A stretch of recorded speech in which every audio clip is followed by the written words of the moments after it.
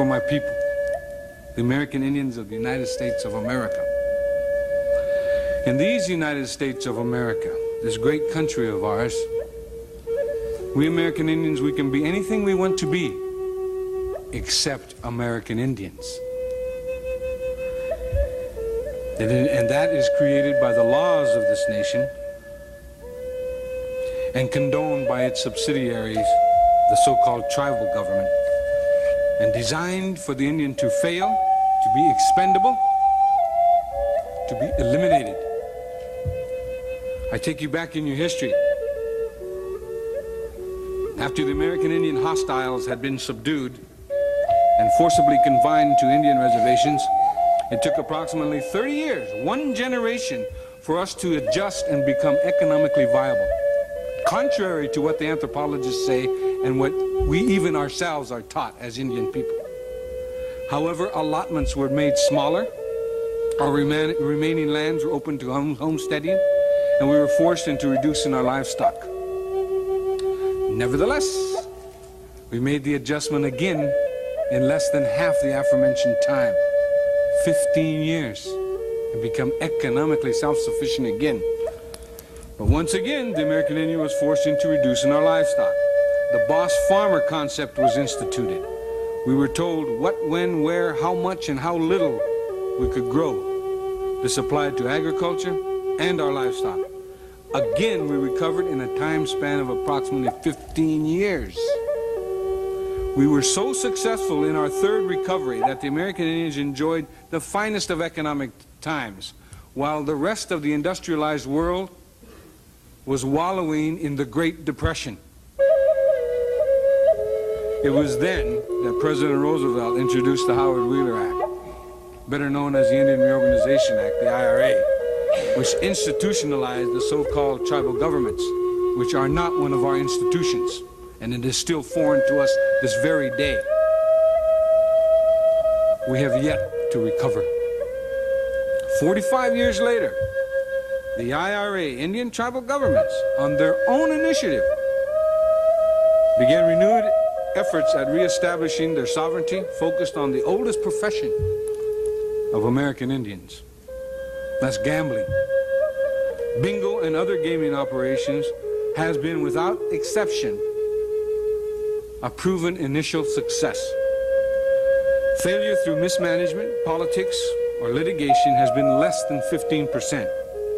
Showing a better than 85% success rate, the new Indian-sponsored gaming industry on reservations dwarfed success ratios of any and all other non-Indian industries in America. Gaming operations have proven to benefit the revenue gathering of all governments, be they county, state, or Indian reservation. With regulation of bingo and gaming by the Congress, we are experiencing repetition of history. One shouldn't remedy success. The results?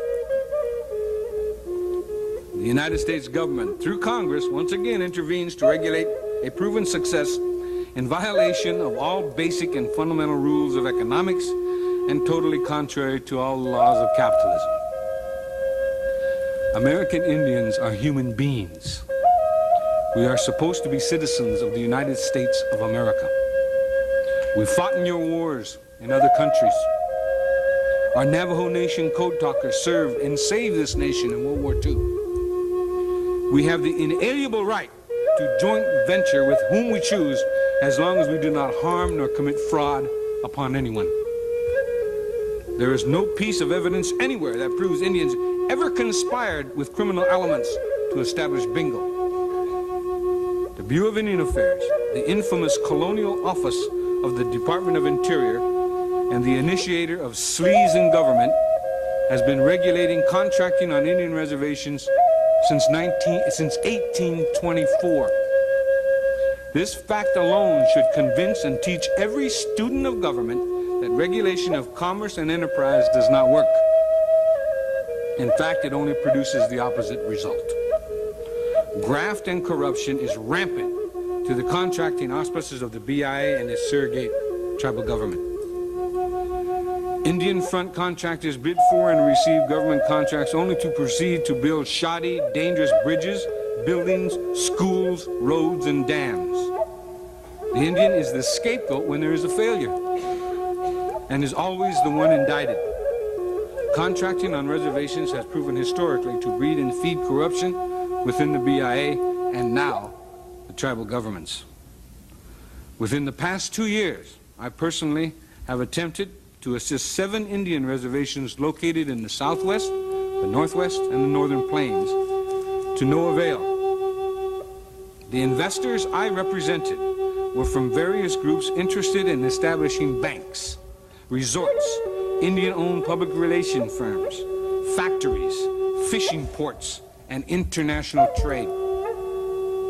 I now know that tribal governments do not want economic development unless graft is a major ingredient. The BIA is a major player in land leases being sold by petty bureaucrats for as meager an amount as $40. There is a scandal of monstrous proportions occurring in at least 2 Indian agencies, the BIA's branch of land operations and the branch of realty. I challenge this investigations committee to intricately go into the branches of realty and land operations. The BIA does not enforce its trust responsibility, quite to the contrary. In September of 1987, I moved from the poorest county in America, the Pine Ridge Indian Reservation, to the richest area in the country, the Navajo Indian Reservation. There is no difference. I paraphrase the former Secretary of the Department of the Interior, James Watt. If you want to see an example of failed socialism, go to an Indian reservation.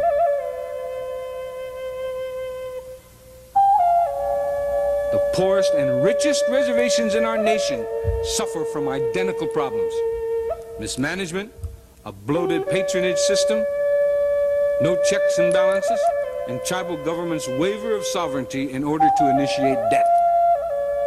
This is not anything new. This is an everyday occurrence in all tribal governments. Problem is leadership. In this case, it is the lack of leadership.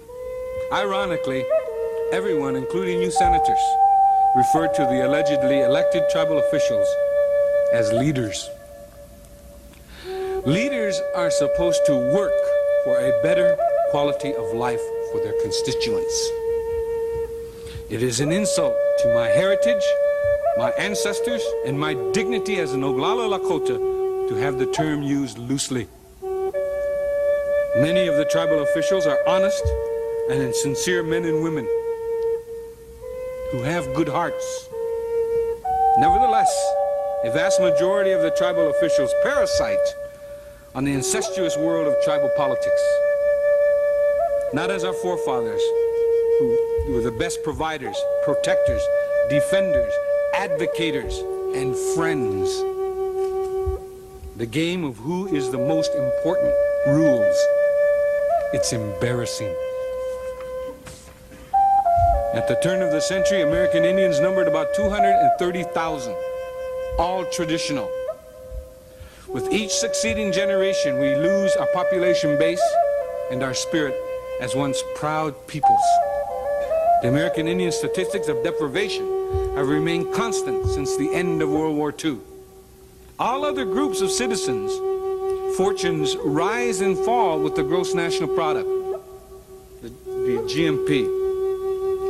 The American Indian statistical line of deprivation remains constant, a straight line.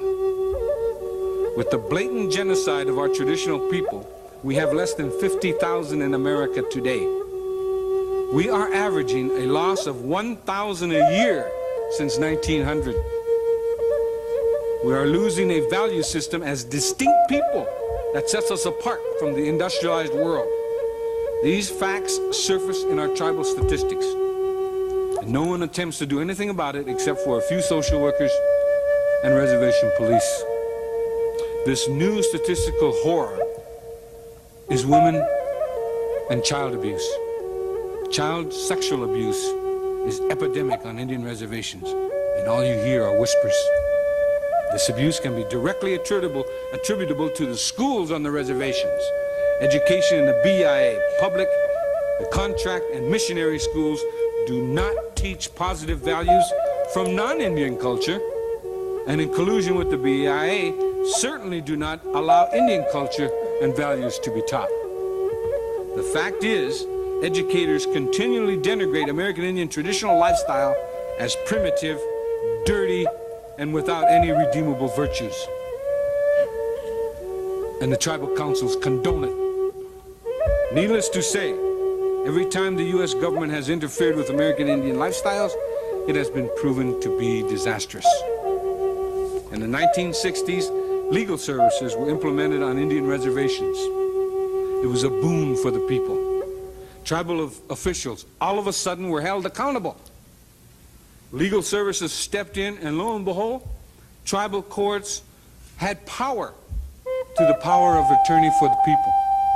The result? An edict from Washington, D.C. is handed down, and legal services can no longer represent people against the tribal government, and they can no longer represent class action lawsuits against any government. Presently, legal services are not much more than a mill for divorce lawyer trainees. Congress passed the American Indian Religious Freedom Act in 1978. To date, 6 cases concerning our freedom of religion has reached the Supreme Court. We lost every one of them. We do not win lawsuits. State governments lose. The only time we allegedly win a lawsuit, it is in reality the federal government winning out over the sovereign rights of a state. Once again, the American Indians are the pawn. Now, the major factors presenting American Indian people with existing rights to self-determination. American Indians suffer under a system of dual citizenship, that is, U.S. citizenship and tribal citizenship maintained by the BIA. Only Hitler did that. The dual citizenship is a major obstacle in the free exercise of individual and tribal sovereignty. The continuing loss and attrition of existing lands through various federal, state, and local laws and/or regulations is a hindrance. The abridgment of sovereign rights to remaining lands and the arbitrary monetary policies of settlement of these rights whenever they are recognized. Another major factor preventing Indian people from self-determination, subjugation of the American Indian individual to the laws of government-sponsored tribal governments, and the continuing arbitration of the BIA rules and regulations, which have the force